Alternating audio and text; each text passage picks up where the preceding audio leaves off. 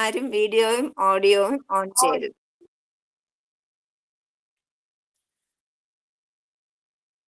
ഓം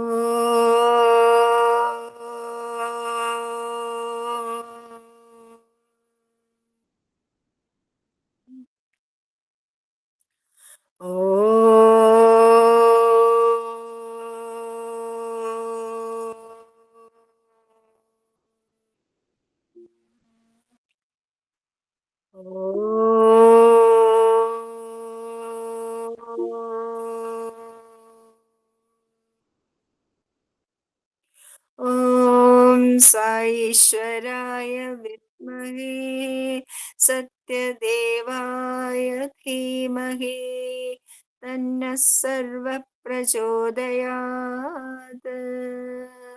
ഓം സായീശ്വരായ വിദ്മഹേ സത്യദേവായ ധീമഹി തന്നഃ സർവ പ്രചോദയാത്.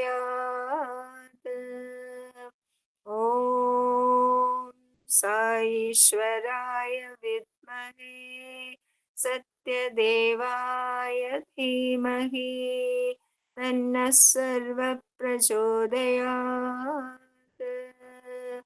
ഓം ശാന്തി ശാന്തി ശാന്തി.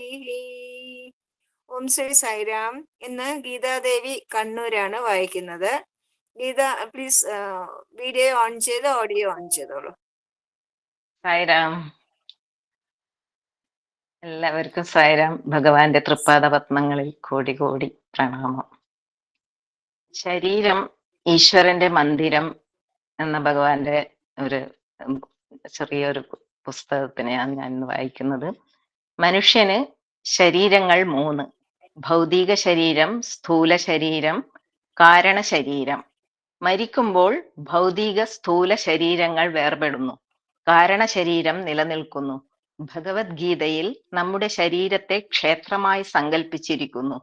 അതിനുള്ളിൽ കുടികൊള്ളുന്ന പരമാത്മാവ് ക്ഷേത്രജ്ഞനും. ആരോഗ്യമുള്ള ശരീരം, ആരോഗ്യമുള്ള മനസ്സിന് ഉത്തമ ഭാജനം. ശാരീരിക അസ്വാസ്ഥ്യങ്ങൾ മനസ്സിനെ അലോസരപ്പെടുത്തുന്നു. ദേഹം എന്താണ്? ന അഹം, ഞാനല്ല. പോഹം, ഞാൻ പിന്നെ ആരാണ്? സോഹം, ഞാൻ അതാണ്. പ്രേമം, സഹിഷ്ണുത, എളിമ, വിശ്വാസം, ആദരവ് ഇവ നിങ്ങൾ വളർത്തിയെടുക്കുന്നില്ലെങ്കിൽ ഈശ്വര സാക്ഷാത്കാരം എങ്ങനെ സാധ്യമാകും? എല്ലാറ്റിനെയും ഉൾക്കൊള്ളുന്ന സ്നേഹദീപമാകട്ടെ നിങ്ങളുടെ ശരീരം. അപ്പോൾ ജപം, തപസ് എന്നിവ വേണ്ടിവരുന്നില്ല. അന്യർക്ക് വേണ്ടിയുള്ള പ്രേമഭരിതമായ സേവനം വഴി നിങ്ങൾക്ക് ഭഗവത് അനുഗ്രഹം നേടാം. പ്രേമം വളർത്തുന്നു, അതിൻ്റെ ലഹരിയിൽ അലിയൂ. ശരീരം ദേവാലയം, ശരീരത്തിന്റെ ഉടമ അറിഞ്ഞാലും അറിഞ്ഞില്ലെങ്കിലും ഭഗവാൻ അതിൽ കുടികൊള്ളുന്നു. നല്ല കാര്യങ്ങൾ ചെയ്യാൻ നിങ്ങളെ പ്രേരിപ്പിക്കുന്നത് ഈശ്വരനാണ്. ആ സ്വരം ചെവിയോർക്കുക, അതിനനുസരിക്കുക. നിങ്ങൾക്കൊരിക്കലും വിഷമിക്കേണ്ടി വരില്ല. മരണം വരുമ്പോൾ സങ്കടപ്പെടുന്നതിൽ കാര്യമില്ല. ജനിമൃതികൾക്ക് വിധേയമാണ് ശരീരം. പിറവിയുണ്ടോ അറുതിയുമുണ്ട്. കാര്യകാരണങ്ങൾക്കപ്പുറമാണ് ഈശ്വരന്റെ ലീലകൾ. സാമാന്യ ബുദ്ധിക്ക് അവയുടെ മറ നീക്കാനാവില്ല. ഏറിപ്പോയാൽ അവയുടെയൊക്കെ കാരണങ്ങൾ ഊഹിക്കാമെന്നു മാത്രം. സ്വന്തം പരിധിക്കപ്പുറമുള്ള സംഗതി ബുദ്ധിക്കെങ്ങനെ ഉൾക്കൊള്ളാനാകും? ശരീരം ക്ഷേത്രം, അതിൽ വാഴുന്ന പ്രാചീന ദേവനാണ് ജീവൻ. ശരീരം ഒരു ഞെക്ക് വിളക്ക്, അതിൻ്റെ സെല്ലാണ് ആത്മാവ്. അഹം ബൾബും ബുദ്ധി സ്വിച്ചും. ശരീരമില്ലാതെ യാതൊന്നും ചെയ്യാൻ കഴിയില്ല. ഏതൊരു പ്രവൃത്തിക്കും ഉടൽ കൂടിയേ തീരൂ. എല്ലാ അഭ്യാസങ്ങളുടെയും അടിസ്ഥാനം അതാണ്. മറ്റുള്ളവർക്ക് ഉപകരിക്കുമാറ്, സ്വന്തം ലക്ഷ്യം നിറവേറുമാറ് ശരീരം ഉപയോഗിക്കുക. ആരോഗ്യമുള്ള ശരീരം, ആരോഗ്യമുള്ള മനസ്സിനിരിപ്പിടം. അസുഖം മനസ്സിൽ അസ്വസ്ഥതയുളവാക്കുന്നു. 20 തത്വങ്ങൾ ശരീരത്തിൽ അടങ്ങുന്നു. അവ കർമ്മേന്ദ്രിയങ്ങൾ 5, പ്രാണങ്ങൾ 5, കോശങ്ങൾ 5, മനസ്സ്, ബുദ്ധി, ചിത്തം, അഹങ്കാരം, പിന്നെ അന്തര്യാമിയായ ആത്മാവും. പിറക്കുമ്പോൾ ശരീരം കളങ്കമറ്റതും പവിത്രവും മനുഷ്യന്റെ 6 ശത്രുക്കളിൽ ഒരാളുടെയും പിടിയിലല്ല അത്. ഒരു ഇളം പൈതൽ സദാ ഉല്ലസിക്കുന്നു. വിശക്കുമ്പോൾ മാത്രമാണ് അതിന് കരച്ചിൽ. അതിനെ നോക്കുന്നത് ആരായാലും വേണ്ടില്ല. കലർപ്പില്ലാത്ത പുഞ്ചിരി കിട്ടുന്നു. തന്റെ അരികിലെത്തുന്നവരെ നോക്കി ആ കുഞ്ഞ് കൈകാൽ കുടഞ്ഞ് ചിരിക്കുന്നു. അരികിലുള്ളവർ മുത്തം കൊടുത്തേക്കാം, വാരിയെടുത്തേക്കാം. കുഞ്ഞ് അതേപ്പറ്റി വേവലാതിപ്പെടുന്നില്ല. തികച്ചും പരിശുദ്ധമായ ആ കുഞ്ഞിന്റെ ശരീരത്തെ ധർമ്മക്ഷേത്രം എന്ന് വിശേഷിപ്പിക്കാം. ജീർണിച്ചു പോകുന്നത് ശരീരം.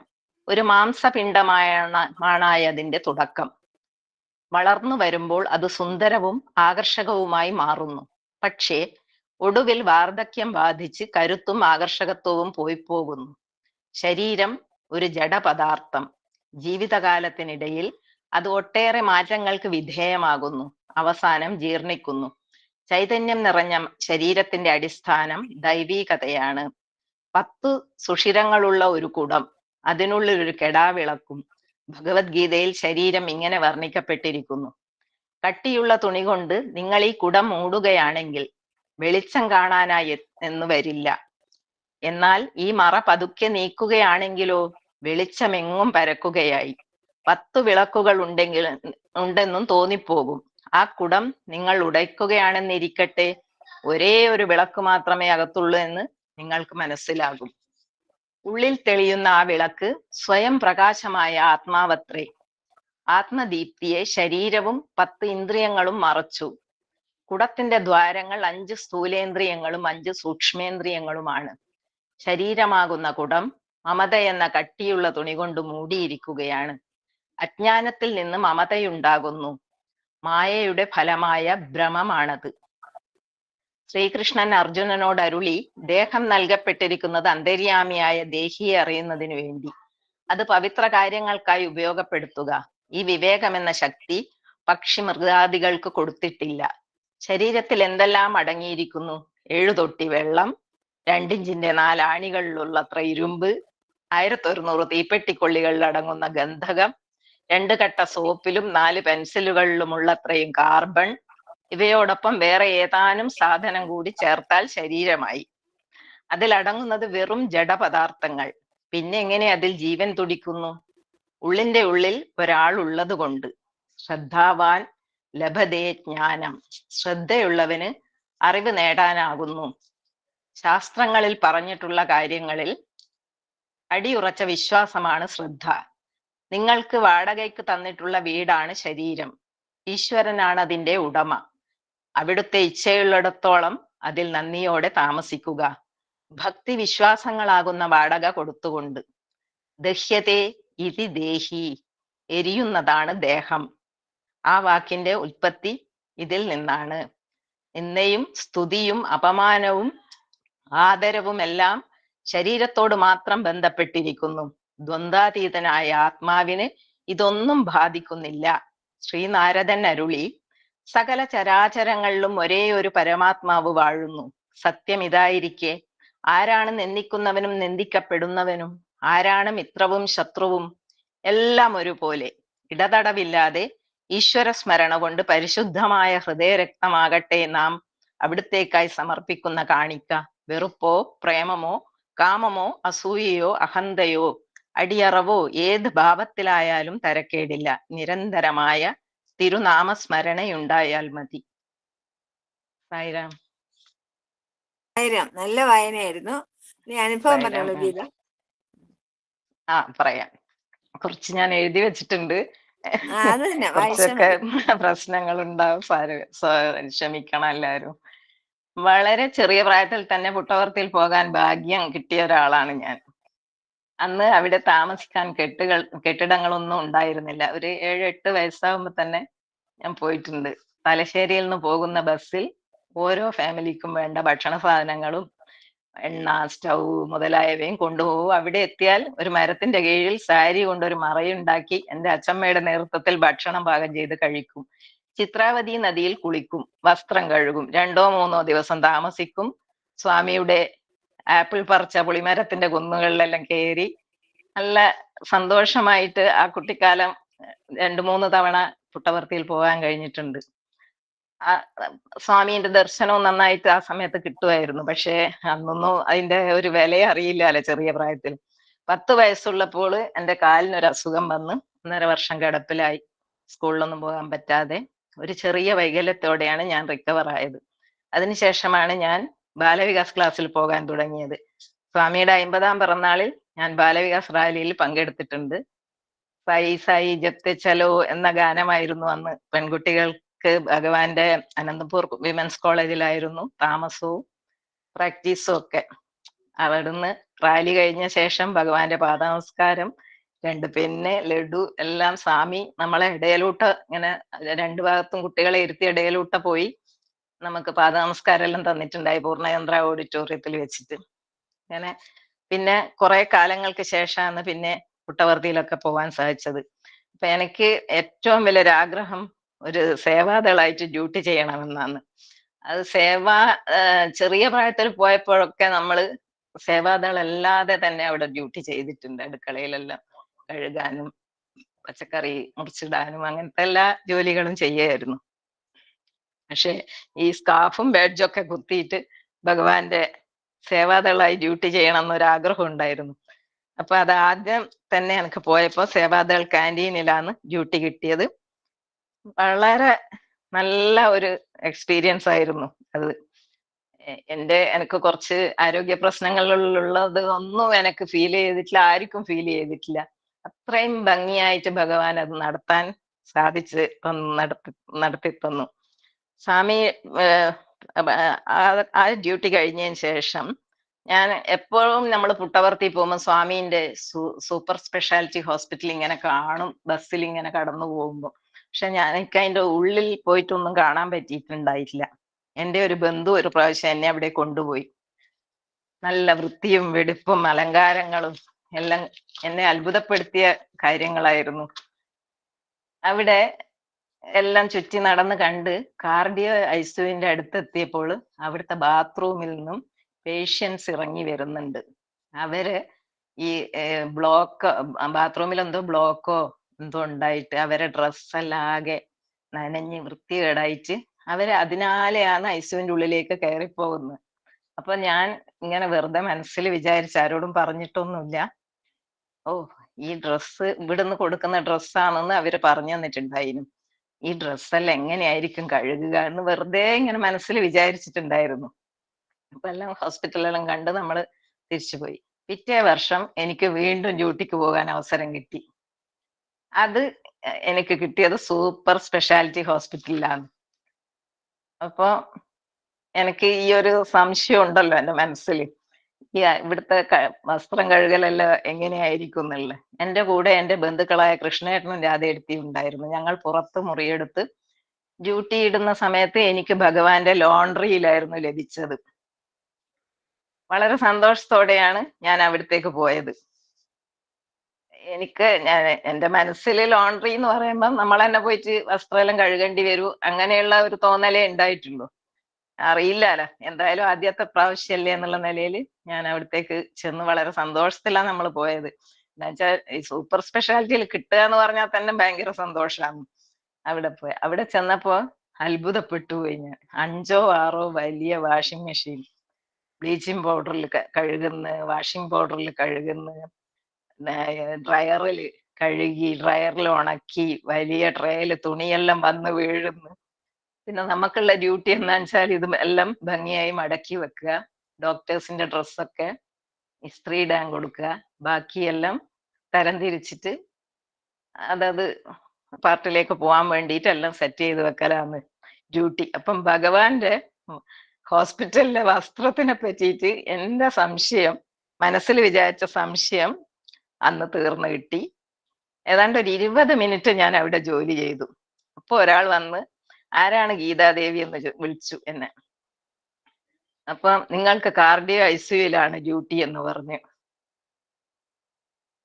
അപ്പൊ എനിക്ക് മനസ്സിലായി ഈ ഈ ഇവിടെ ഡ്യൂട്ടി കിട്ടത് എന്റെ ലോണ്ടറി നീ കണ്ടു നോക്ക് എന്നുള്ള സ്വാമീന്റെ ഒരിതിന് വേണ്ടിയിട്ട് മാത്രം എന്നെ 20 മിനിറ്റ് അവിടെ ജോലി ചെയ്യിച്ചതാണ്. പിന്നെയുള്ള 7 ദിവസവും ഞാൻ എന്നെ ഭഗവാൻ ഏൽപ്പിച്ച ജോലി ഭംഗിയായി ചെയ്തു. ലാസ്റ്റ് ദിവസം അവിടെ ഭഗവാൻ എത്തുന്നുണ്ടായിരുന്നു. അപ്പോ എല്ലാരും നമ്മളെ ലീഡേഴ്സ് ഒക്കെ പറഞ്ഞു ആരും ഡ്യൂട്ടി പോയിന്റിൽ നിന്ന് പോകാൻ പാടില്ല. പിന്നെ 2:30 മണിയാകുമ്പോ ഭഗവാൻ വന്നു അവിടെ. അപ്പൊ എല്ലാരും അവിടുത്തെ ഒരു സ്റ്റാഫ് പോലും റൂമിലൊന്നുമില്ല, എല്ലാരും പോയി താഴേക്ക്. എനിക്ക് പേടിയാവുന്നു, ഈ ഡ്യൂട്ടി പോയിന്റിൽ നിന്ന് പോയാൽ ഇവിടെ എന്തെങ്കിലും പ്രശ്നമാവുമോ എന്നുള്ള ഒരു ശങ്കയിലാണ് ഞാനിങ്ങനെ ഈശ്വര സ്വാമീനെ സായി ഗായത്രിയെല്ലാം വിളിച്ചിങ്ങനെ പ്രാർത്ഥിക്കുന്നത്. കണ്ടിട്ടുണ്ടായി, ഞാൻ കാറിൽ നിന്ന് ഇറങ്ങിയിട്ട് വീൽ ചെയറിങ് കടന്നു പോകുന്ന ഞാൻ കണ്ടിട്ടുണ്ട് ഒരിട്ട മാത്രം. പക്ഷെങ്കില് എല്ലാരും പോയിട്ടുണ്ട് താഴേക്ക്. അപ്പൊ ഒരാള് വന്നിട്ട് എന്നോട് ചോദിച്ചു, എല്ലാ സ്വാമി താഴെ എത്തിയിട്ടുണ്ട്, വരുന്നില്ലേ ചോദിച്ചു. അപ്പൊ ഞാൻ വിചാരിച്ച ഇനി ആരും ഇല്ല ഇവിടെ, എന്തായാലും പോയി കളയാന്ന് വിചാരിച്ച് താഴെ ഇറങ്ങി. ചെല്ലുമ്പോ എല്ലാരും നിലത്തിങ്ങനെ ഇരുന്നിട്ടുണ്ട് രണ്ടു ഭാഗത്തും. ഇതിന്റെ ഇടയിൽ കൂടെ സ്വാമീന്റെ വീൽ ചെയർ ഇങ്ങനെ കടന്നു വരിക. സ്വാമി അന്ന് ഒരു സമയത്തും ഞാൻ കാണാത്ത അത്രയും ഒരു പ്രഭയോടെയാണ് വരുന്നത്. ഒരു തങ്ക വിഗ്രഹം തന്നെ പറയാ ആ സമയത്ത്. അത്രയും ഒരു ഇതില് അവിടെ എന്തോ ഒരു സാധനം ഉദ്ഘാടനം ചെയ്യേണ്ടിയിട്ടാണ് ഭഗവാൻ വന്നതെന്നറിയാം. അതെന്താണെന്നൊന്നും എനിക്ക് ഓർമ്മയില്ല. അപ്പൊ അത് എങ്ങനെ എല്ലാവരും ഇളക്കൂട്ട സ്വാമി വരികയാണ്. അപ്പൊ അപ്പുറത്തെ ആൾക്കാരെല്ലാം സോറി ഒരു കോള് വരുന്നു. സൈരം കുഴപ്പമില്ലാലോ, കേൾക്കുന്നില്ലേ സൈരം? ഉണ്ട്, കേൾക്കുന്നുണ്ട്. ആ സൈരം. അപ്പൊ ഈ രണ്ട് ഇടയിലൂട്ട് തന്നെ ഞാനിങ്ങനെ സ്വാമി ഇങ്ങനെ നടന്നു വരുമ്പോ അപ്പുറത്തെല്ലാം ആൾക്കാർ ഇരുന്നിട്ടുണ്ട്. എനിക്ക് നിലത്ത് ഇരിക്കാൻ പറ്റൂല, എന്റെ ഹിപ്പ് ജോയിന്റ് മാറ്റി വെച്ചതാണ്. അപ്പൊ ഞാനിങ്ങനെ ഒരു സൈഡിൽ നിന്നിട്ടുള്ളത്. അപ്പൊ ഞാൻ ഇങ്ങനെ പ്രാർത്ഥിക്കുകയാണ്, ഭഗവാനെ പിന്നെ എന്നെ മാത്രം സ്വാമി കാണൂല. സ്വാമി താഴെ ഇരിക്കുന്ന ആളോടെല്ലാം ഇങ്ങനെ രണ്ടു ഭാഗത്തും എല്ലാം കൊടുത്ത് ചിരിച്ചുകൊണ്ട് പോവാന്ന്. അപ്പൊ ഞാനിങ്ങനെ നിന്ന് പ്രാർത്ഥിക്കല്ലേ, ഭഗവാൻ എന്നെ മാത്രം കാണൂല. അപ്പൊ നോക്കുമ്പോ ഞാൻ ഈ ചിന്തിച്ച് മനസ്സിൽ ആ സെക്കൻഡ് കഴിയുമ്പോ ഉടനെ സ്വാമി തല ചരിച്ച് എന്നെ നോക്കി, ഒരു ചിരിയും ഒരു അനുഗ്രഹവും കൈകൊണ്ട്. പിന്നെ എനിക്ക് വന്നിട്ടുള്ള ആ സന്തോഷം പറയാനില്ല. എത്രയാ പറഞ്ഞാലും തീരില്ല. അത് അത്രയും ഭയങ്കരമായ ഒരു ഇതായിരുന്നു ആ നിമിഷം. അപ്പോ സ്വാമി അങ്ങ് കടന്നുപോയി. അപ്പൊ ആൾക്കാരെല്ലാം കൂടി എന്റെ അടുത്ത് വന്ന്, നിങ്ങൾ ആദ്യം അറിയോ സ്വാമീനെ അറിയോ, സ്വാമി ചിരിക്കുന്ന കണ്ടല്ലോ എന്നെല്ലാം പറഞ്ഞിട്ടുള്ള ഒരു ഭയങ്കര ഒരു അനുഭവമായിരുന്നു ആ ദിവസം എനിക്ക് ഉണ്ടായത്. ജീവിതത്തിൽ ഇനി അങ്ങനത്തെ ഒരു അവസരം ഉണ്ടാവുകയില്ല. ഞാൻ എന്നും മറക്കാതെ എന്റെ മനസ്സിൽ സൂക്ഷിക്കുന്ന ഒരു ഭയങ്കര ഒരു അപൂർവ അവസരമായിരുന്നു ഭഗവാനുമായിട്ടുള്ള. സായിരാം. സൈരാം.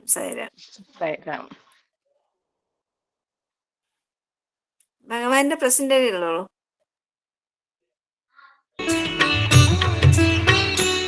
ఐ లోపలనే సర్వము ఇమిడి ఉంటున్నాయి. Everything is contained within this అయ్యా eye. నీవు ఎప్పుడు వచ్చావు అని ప్రశ్నిస్తే, If we question when did you come, నేను నిన్న వచ్చాను అంటాడు. I came yesterday. నిన్న వచ్చినది ఎవరు? Who came yesterday? నీవా ఈ దేహమా? You or your body? దేహం వచ్చింది కానీ నీవు రాలేదు. Body came, not you. దేహమునే నేనని భావించి నిన్న వచ్చానంటున్నావు. You identify yourself with the body and reply, I came yesterday. తెల్లవారు వస్తుండగానే కాలు జారి పడ్డాడు, కాలు విరిగింది. Next morning what happened was, due to slip he sustained a fracture. నా కాలు విరిగింది అంటున్నాడు. My leg fractured, you say. నిన్న దేహమే తాననే భ్రాంతితో నేను నిన్న వచ్చానంటున్నాడు. Identifying with the body, you said, I came yesterday. ఈనాడు కాలు విరిగేటప్పటికి నా కాలు అంటున్నాడు. కాలు తనకంటే ప్రత్యేకమైనది కదా. And today you say my leg, it means you are different from your body. ఈ మై లెగ్ అనేటువంటిది మై ఎవరు? When you say my leg, who is this my? ఇది లెగ్ నీవు కాదు.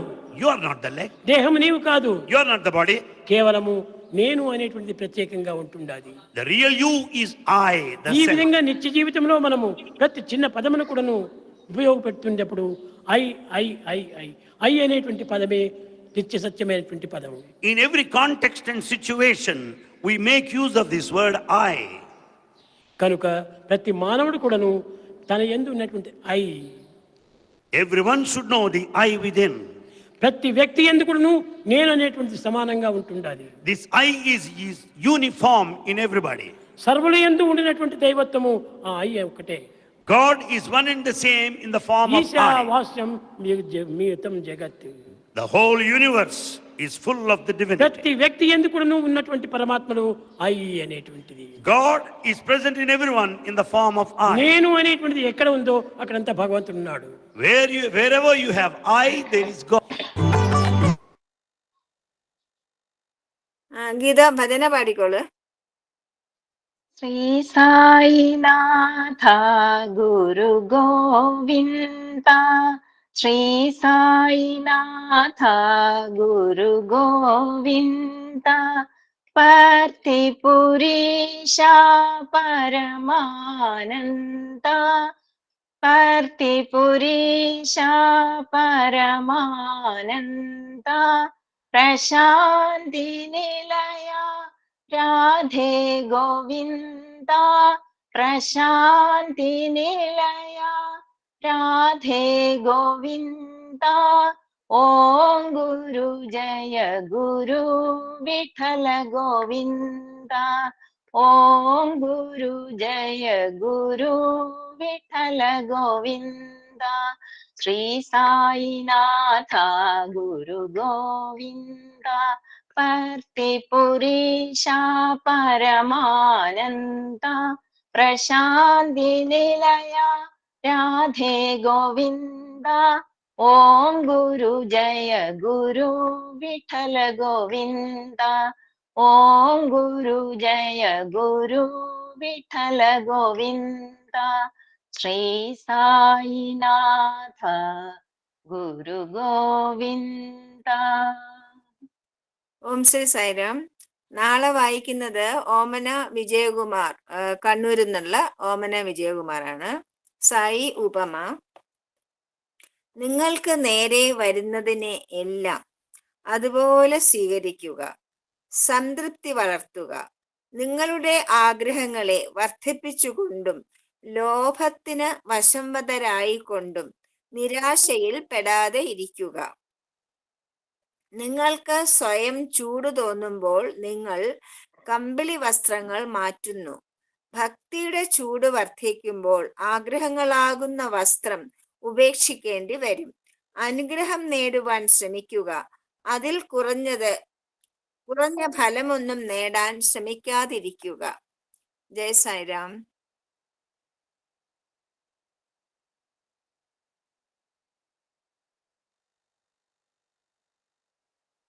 സായിരാം. ശാന്തി മന്ത്രം ശാന്തി മന്ത്രം. സമസ്തലോകാ സുഖിനോ ഭവന്തു, സമസ്തലോകാ സുഖിനോ ഭവന്തു, സമസ്തലോകാ സുഖിനോ ഭവന്തു. ഓം ശാന്തി ശാന്തി ശാന്തി.